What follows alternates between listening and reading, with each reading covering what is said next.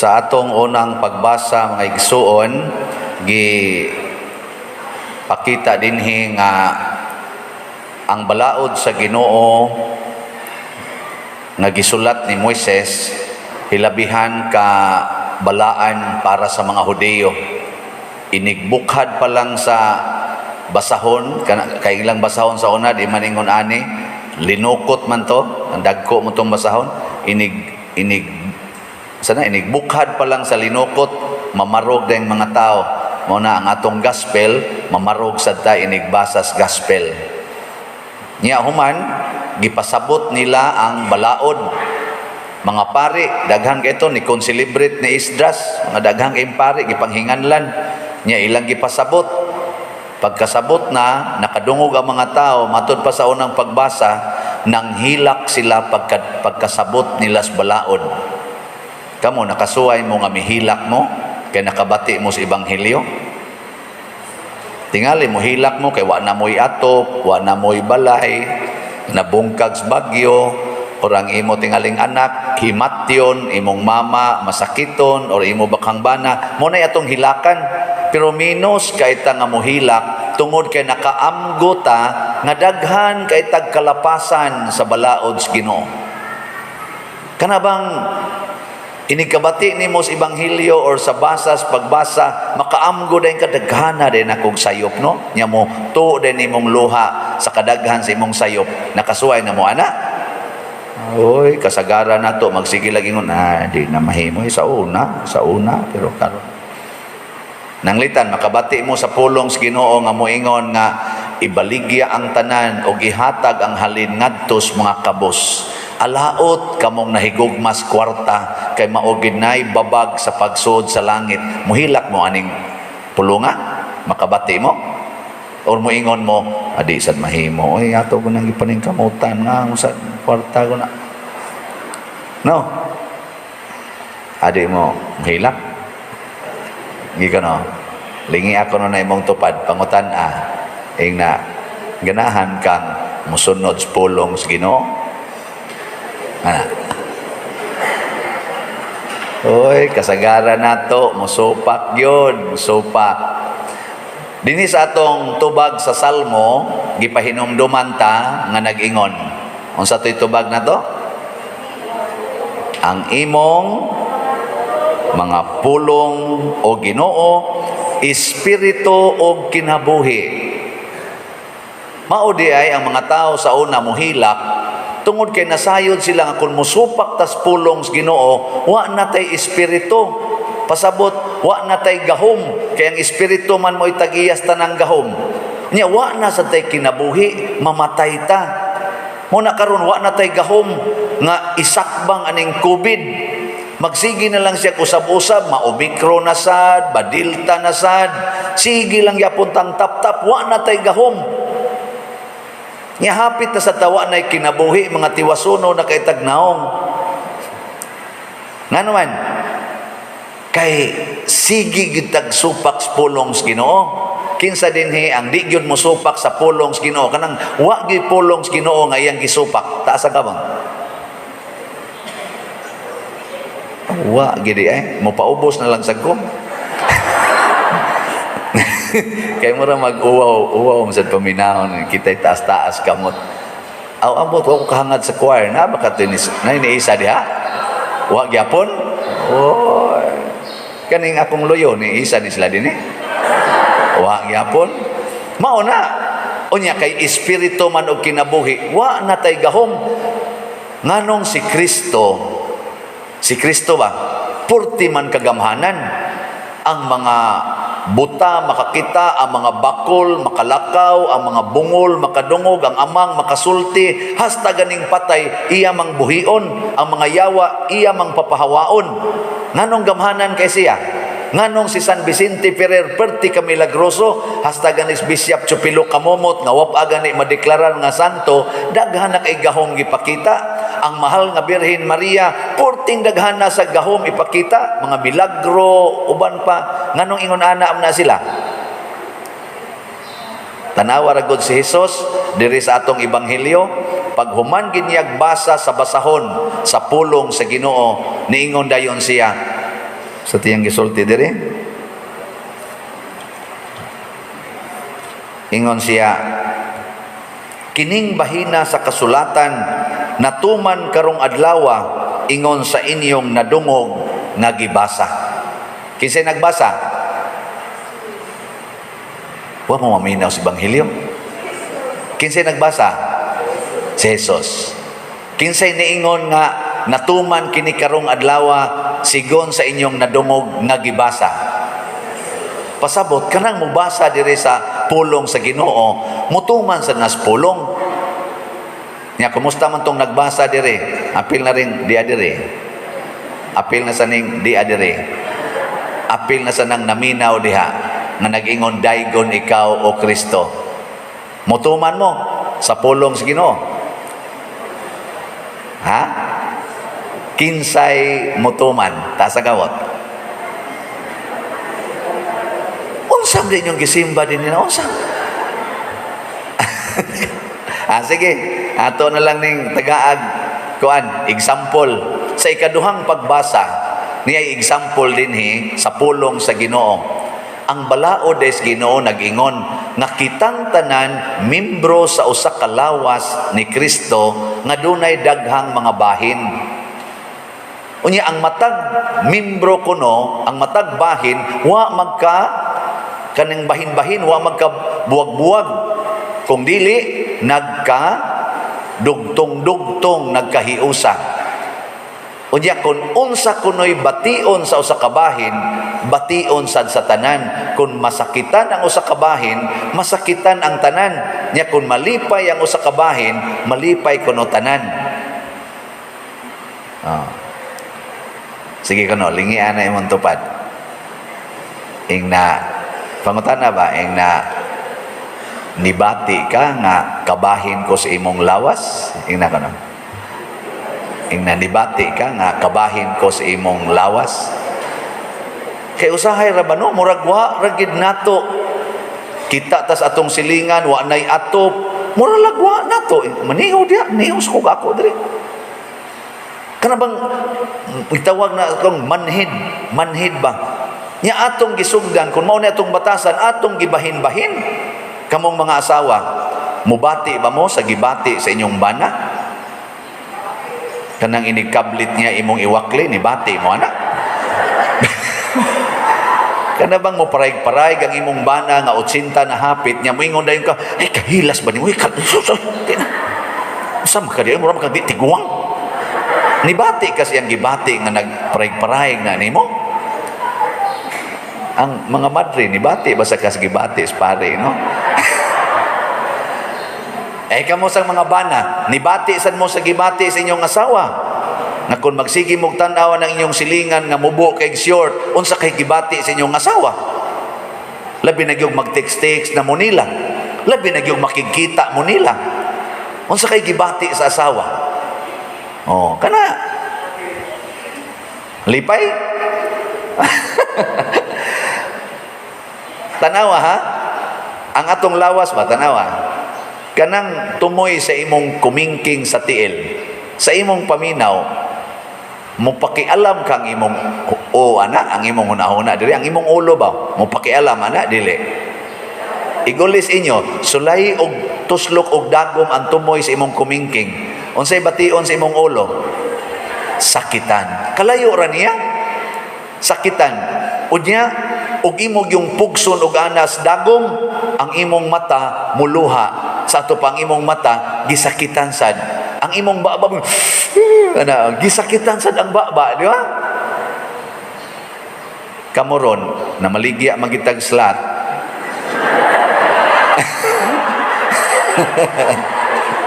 Ni bati mo. Ni apil mo.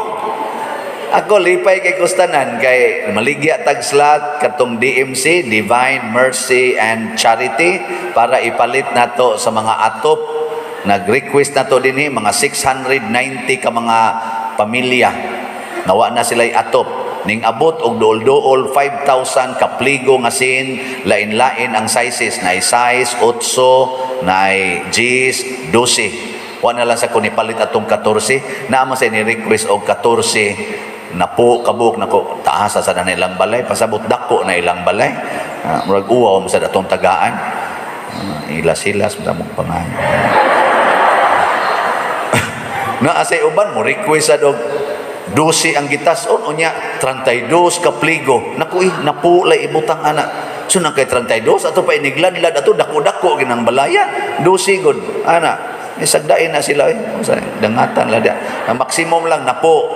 So makahatag ta og mga 690. Ang atong magasto ani dool-dool 1.8 million. Di man ni kisa may nang hatag ani kamo sila hangtod dito gawas nasod ng hatag ani nibati sila nga kadtong tua sa antugop nga nawad-an og atop mibati ang taga Canada ang taga Australia nga kabahin siya sa akong kinabuhi. Di ba? Kanindot ana. Awa mo nindot pakpakan nato ang mga nibati naatay natigom nga kwarta nga mga 1.8 million kapin. Kanindot ana para sa DMC mo na ato na nang i-close. Nya ang lawas bisag i-close nimo ang panginahanglan sa usa naa man say panginahanglan ang laing bahin. O ato na sang gi-open ang bag-ong slot. Kadtong atong Heavenly Joy tag 300 per slot. Open pa na karon kutob karong Sabado inigpista nato. Unsa man ning Heavenly Joy mao ni ang atong gamitan sa mga decorations dinhi kada semana. Mo average og 20,000 ang ato dinhi kada semana decoration. Pero karon kay kada adlaw hapit man ta magkatulos usak semana dako-dako ni. Nya ato sa nang gamiton sa atong monthly feeding ngadto sa prisuhan diha sa Liloan Municipal Jail. Karong Martes moy ato ditong schedule nga mumisa ko nya mohatag tag pagkaon. Mag-average na siya og 40,000 atong magasto ana didto. Ana tibok tuig sana. O ka Heavenly Joy tag 300. Pila na may atong halin. Nagmaligya ta og Heavenly Joy nga 5,000 ka slots. Ang ato rong nahalin 1,255 slots na. Pakpak yapon taan Naay akong natouch po ko. Tuwa na siya US mantingay na siya. Tuwas gawas ini siya pader. Murag makakwarta-kwarta ko no unya pa mas Oktubre. Pwede ako lay mo angkon anang Oktubre nga imong feeding sa prisuhan. Pila ganito'y budget? Akong gingnan 40,000. Wa man ni takes og balik. Nako. Pero Oktubre pa man sad basig ako na lang to gi-consider nga ganaganing part na kay siya angkos Oktubre. Pero wa ni takes og balik pagin ako 40,000. Awa basi sa gwapasa to madawat nako ang iyang takes ba. Ana. Nindot na nabisag layo pa, budget na siya daan. Kay para sa mga pinirisong, mga way-ayo, mga tao nga atong gitawag diyang mga way-ayo, adi aprisuhan ganahan mo higugma ng mga piniriso. Di pero nganong nibati man ang tuas gawas nasod para nila maunay ekspresyon sa lawas ni Kristo. Bisag layo kay ta, mubati ta. Nya kay naa man sad ta dinhi atong kuan karon atong kaning sana pista ni Santo Niño karong Sabado mugasto man sad ta anig mga 500 to 600,000 aning pistaha ganahan mo mamista o kana naa sad tay slot ana unsa may atong slot ana para karong Sabado gitawag nako ni og halad ang gugma kang ninyo. Ang abbreviation hagkan. Halad ang gugma kang ninyo. Tag 500 per slot. Adi mo ganahan? Halad ang gugma kang ninyo. Ana or si Kristo ani musulti halad ang akong gugma kaninyo. Ana hagkan. Mo ni gisulting Santo Niño. Kita sad hatag sad ta. Nya ako maning gi-announce sa tong usang adlaw gahapon na may sa nipalit ang atong gibaligya 1,000 ka slots tag 500 nanatay halin nga 359 slots. Nga maghinay-hinay mo, di gid mo mahagkan ni Santo Niño. Pila naman lay kuwang naapay 641 slots aron mahagkan mong Santo Niño. Di ba? Hagkan. Gakanin parian, sagunsa na lang panghingaan na yang slot. Sige, di man mo ganahan na ng mga bagong slot. Ibalik na lang nato ang karaan na ikatulong slot. Karong Abril 4, himuo na gyud finally ang atong kaning consecration sa Kapilinya di Fatima, ang ikaupat nga replika sa tibuok kalibutan nga niya gibutang sa Cebu sa San Remigio. 98% na ang accomplishment sa atong kapilya. Nakagasto na tag mga 30.5 million. So gamay na lang kay kuwang 35 million may atong budget ana. Hapit na mahuman. So karong Abril 4 mao na gid ang schedule sa iyang kaning kuan blessing. Nya giatol pod hangyo sad si Bishop Palma pinaagi sa 500 YOC kay culmination man ika Abril 27, himuon na lang sad na nga dakong event aron ma-part sa 500 YOC nga celebration. So giatol na lang sad anang maong Abril 4 ang Marian Jubilee. Nya mangimbitar ta og mga Marian sakop sa WAF og ubang mga movements and organizations nga Marian mangimbitar ta gikan didto sa gawas nasod sa Fatima sa Portugal na mga obispong mga pari moanhi dinhi gikan sa Asian countries nga mga Marian na sa MRI diri o gikan sa atong national nga mga lugar dinhi sa atong Pilipinas. Dako-dako ng event niya magkinahanglan tag mga 10 million. Kay nag-constructed tong mga CR, ato pang gipanindot ang daan, mamutang tag mga suga, ang sound system, kinahanglang internationally kanaganing align, ang atong mga network, kay i-live man na siya throughout the world. So dako kay na nga event. Nya, stipend sa pari. Dako. Kaon sa pari. So dako. Mga 10 million. Nya kita gyapon mo igisandigan, hinumdo mo nga natukod ni natong maong Kapilinya, ang kwarta ani nakuha natigom ra nato og duha ka buwan, August 8, 2021 to October 8, 2021, nakuha nato ang 31 million. Katong Mother Mary's Healing and Deliverance slots nga tag 1,000. Karon ang atong gikinahanglan 10,000 ka slots sa Mother Mary's Healing and Deliverance. Ato na lang gining lahuson. So kamong tanan nga nakapalit adtong pagtukod sa Kapilinya, pamalit sad mo karon sa consecration sa Kapilinya. Di ba? Nindot kay paminaw no. Aron maapil mo sa pag-consecrate, dili lang sa pag-erect, hasta sa pag-consecrate. Apil sad mo. Sige. Pamayad na mo. Gikan karon hangtod ra ni sa kanaganing February. Unsa man taron? January. Kutob ra ni sa February 28. Kay inig ka March kinahanglan kuno matud hangyo si Monsignor Ruben may untag matigom sad nato na ang kwarta Father Sian ang 10 milyon kay para di natakulba-kulbaan kung naabatay ikagasto inigabot na sa panahon. Ganahan sad sila ng advance kuno.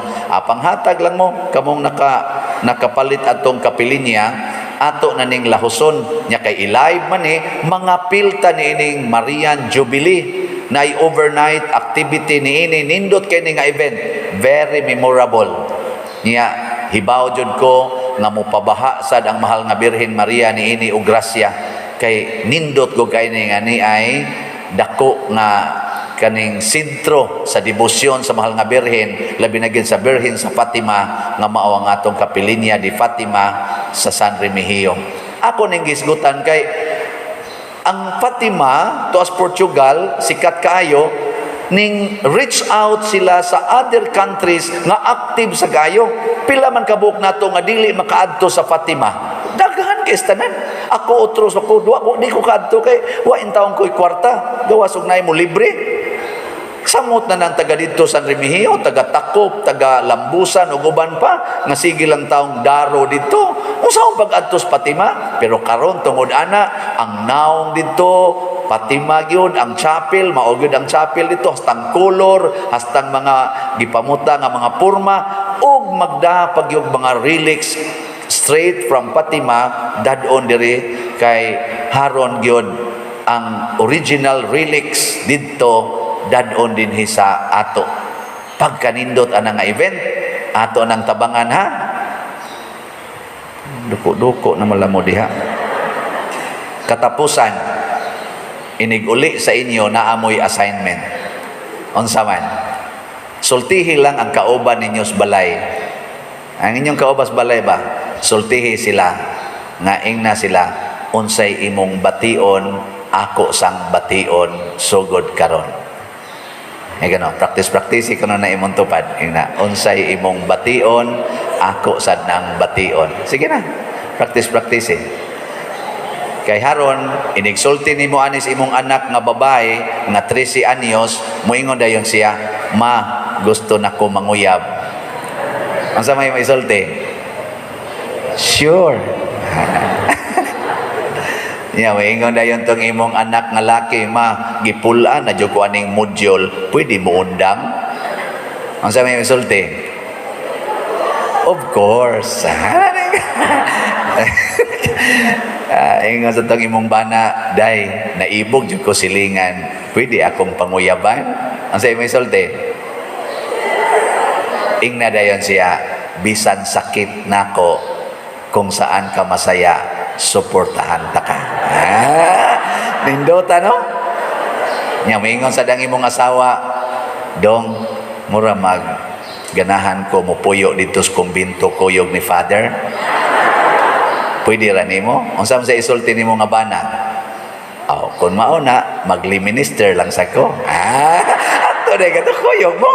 Puyo mo sa kumbinto kamong duha. Ayaw tong imong asawa papuya kay patay pare ana. Sige na, manindog na ta.